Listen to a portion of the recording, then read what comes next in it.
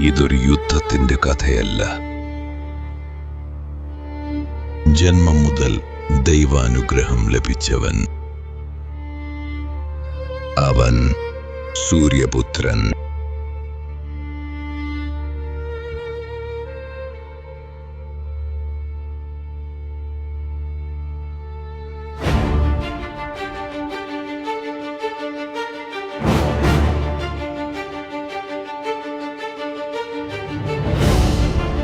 ആ കണ്ണുകളിൽ പേടിയില്ലായിരുന്നു.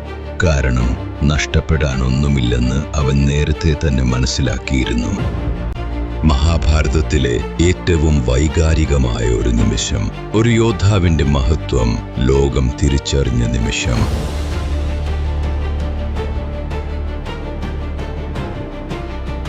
കുരുക്ഷേത്ര യുദ്ധത്തിന് മുൻപ് അർജുനന്റെ വിജയത്തിനായി ഇന്ദ്രൻ ഒരു ഉപായം ആലോചിച്ചു.